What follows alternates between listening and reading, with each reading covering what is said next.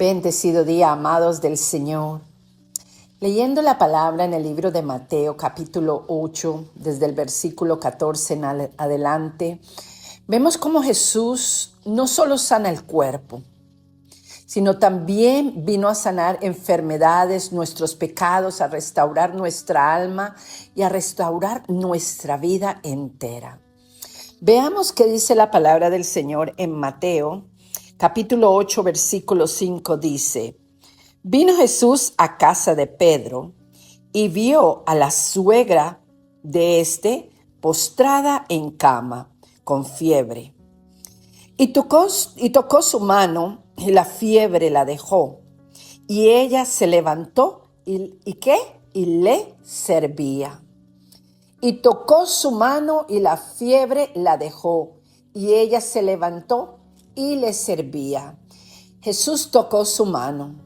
En una época donde muchas enfermedades hacían a las personas impuras, según la ley ceremonial, Jesús no teme acercarse a estas personas. Él no temía ser contaminado con la enfermedad.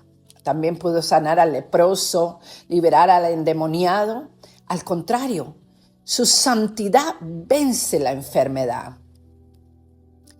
Esto revela el carácter tan maravilloso de nuestro Cristo. Se acerca al que sufre. No tiene miedo de nada, de la condición en la que nosotros estemos. Y su poder transforma lo que Él toca.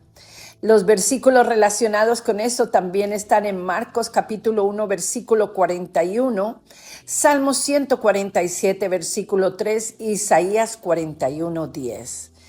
Dice aquí en esta misma palabra, en el contexto, la fiebre la dejó.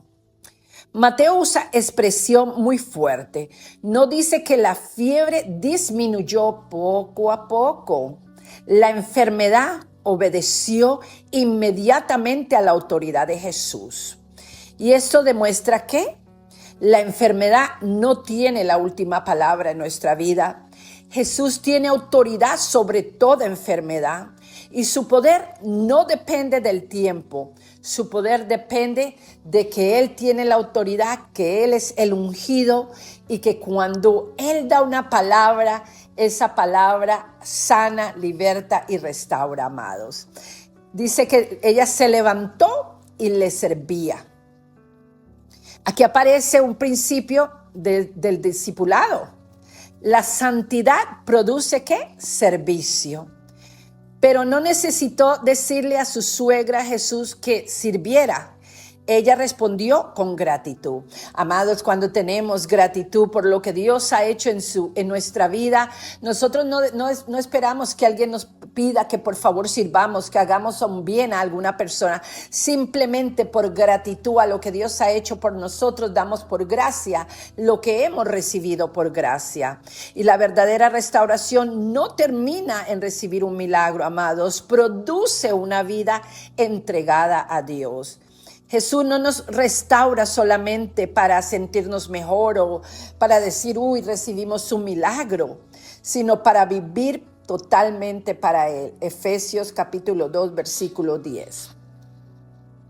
Mateo 8:16 dice de esta manera: Y cuando llegó la noche, trajeron a Él muchos endemoniados, y con la palabra echó fuera a los demonios y sanó a todos los enfermos. ¿Por qué dice cuando llegó la noche? Era día de reposo. Escucha, muchos esperaron hasta la puesta del sol para no violar las tradiciones sabáticas. En cuanto terminó el sábado, comenzó a traerle enfermos. Y esto muestra la enorme esperanza que había en Jesús. O sea, ellos esperaron por lo que ese era su ritual, era su ley para traerle los enfermos al Señor y Él sanarlos con la palabra. Jesús no necesitó hacer un ritual religioso Tampoco necesitó objetos para decir, toquen este objeto y serán sanos. No necesitó una fórmula de decir paso 1, paso 2 o paso 3. Solamente habló con autoridad porque él estaba sujeto a la autoridad del Padre. Por ende, eso trae obediencia y la obediencia trae autoridad. La creación fue hecha por su palabra en Génesis 1. Ahora esa misma palabra restauró vidas en Hebreos 4:12. Sanó a todos. Mateo enfatiza que nadie quedó fuera. Cada persona recibió exactamente lo que necesitaba. Jesús nunca trató a las personas como una multitud sin rostro. Para él eran visibles. Cada milagro revelaba que el reino de Dios había llegado. El reino de Dios, Jesucristo. Y cuando Jesucristo, amados, llega a nuestra vida sí o sí tiene que tener un cambio radical. Él sana, restaura y echa fuera demonios porque tiene la autoridad en su nombre para hacerlo. Ahora Mateo 8:17 dice, para que se cumpliese lo dicho por el profeta Isaías cuando dijo, Él mismo tomó nuestras enfermedades y llevó nuestras dolencias. Mateo cita Isaías 53:4. Aquí conecta todos los milagros con la obra del Mesías. ¿Qué significa tomó nuestras enfermedades, amados? La palabra tomó significa cargar sobre sí. Jesús vino a cargar aquello que nosotros no podíamos soportar. No solo cargó con el pecado, también cargó con nuestro dolor, con nuestra tristeza, amados, con nuestras heridas, con nuestra falta de perdón, con todas esas cosas que hay dentro del alma del ser humano. Cuando Jesús muere en la cruz, en el madero, Él muere por todas estas cosas. Por eso Él carga todo lo que el hombre no podía cargar por sí mismo y con nuestras consecuencias. Ahora, Isaías 53 muestra que el siervo sufriente vino a identificarse completamente con el sufrimiento humano. ¿Quiere decir que un cristiano nunca se enferma? Claro que no. El Nuevo Testamento muestra creyentes que también se enfermaron. Pablo habló de un aguijón en 2 de Corintios, versículos 12, 7 al 10, capítulo 12, versículos 7 al 10. Timoteo tenía frecuentes problemas de salud. 1 de Timoteo 5:23. Y Trófimo quedó enfermo en Mileto, 2 de Timoteo 4:20. Lo que este pasaje, amados, enseña es que Jesús inauguró un reino donde el pecado, la enfermedad, la muerte y el mal han sido derrotados en principio. Vivimos entre esa victoria ya obtenida y consumada por Jesucristo. Cuando toda enfermedad y todo dolor desaparece para siempre. Esto está en Apocalipsis 21:4. ¿Qué aplicación espiritual podemos tener para el hoy en nuestra vida? Muchas veces pensamos que Dios solo quiere resolver nuestros problemas inmediatos. Pero Jesús vino mucho más lejos, amados. Y Él vio mucho más lejos de lo que nosotros podemos ver. Quiere sanar nuestro corazón, nuestras heridas, nuestra culpa, nuestras relaciones con Dios.